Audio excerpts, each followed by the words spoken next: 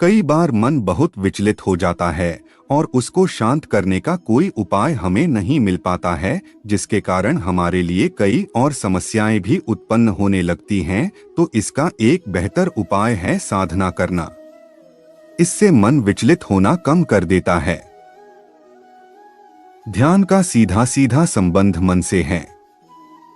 मनुष्य के अंदर दो प्रकार का मन होता है, एक बाह्यमन तथा दूसरा अंतमन। अर्तमन की अपेक्षा बाह्यमन का स्वभाव अत्यंत चंचल तथा कुटिल है, जिसमें काम, क्रोध, लोभ, अहंकार, ईर्ष्या, राग, द्वेष, छल, कपट इत्यादि विकार उत्पन्न होते रहते हैं, जो मुख्य रूप से मनुष्य के पतन का कारण है। बाह्यमन हमेशा व्यक्ति को बुरे कर्मों के लिए प्रेरित करता है। अर्तमन का स्वभाव है शांत, निर्मल और पवित्र, जो मनुष्य को हमेशा अच्छे कार्यों के लिए प्रेरित करता है। इसी मन के अंदर छुपी होती है अलौकिक, दिव्य और चमत्कारिक शक्तियां। बाह्यमन जब सुप्तावस्था में होता है तब अंतमन सक्रिय होने लगता है और इसी अवस्था को ध्यान कहा जाता है। मन को बेलगाम घोड़े की संज्ञा दी गई है, क्योंकि मन कभी एक जगह स्थिर नहीं रहता तथा शरीर की समस्त इंद्रियों को अपने नियंत्रण में रखने की कोशिश करता है। मन हर समय नई नई इच्छाओं को उत्पन्न करता है। एक इच्छा पूरी नहीं हुई कि दूसरी इच्छा जागृत हो जाती है और मनुष्य उन्हीं इच्छाओं की पूर्ति की चेष्टा करता रहता है, जिसके लिए मनुष्य को काम, क्रोध, लोभ, मोह, भय, पीड़ा इत्यादि से गुजरना पड़ता है। इसके बावजूद भी जब मनुष्य की इच्छाओं की पूर्ति नहीं हो पाती तब मन में क्लेश तथा दुख होने लगता है।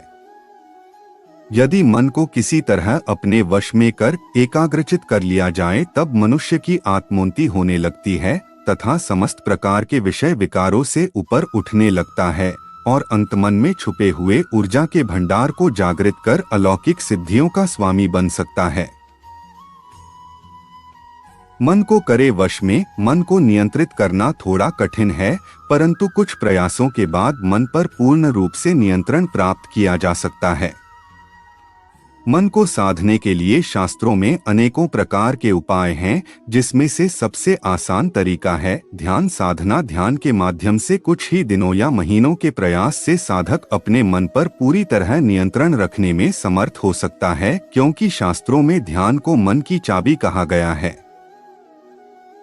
ध्यान साधना से मन के सारे विकार धीरे धीरे समाप्त होने लगते हैं तथा अंतमन जागृत तथा चैतन्य होने लगता है। मन की एकाग्रता धीरे धीरे बढ़ने लगती है। मनुष्य के शरीर की सुप्त शक्तियां जागृत होने से शरीर पूर्णतः पवित्र, निर्मल तथा निरोग हो जाता है।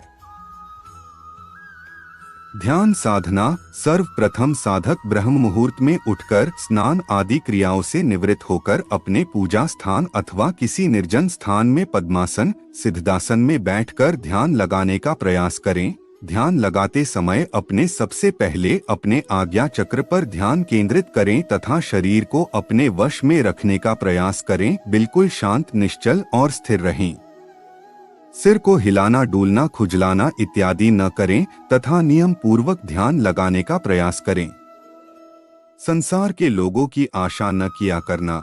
जब जब मन विचलित हो राधा कृष्ण नाम लिया करना।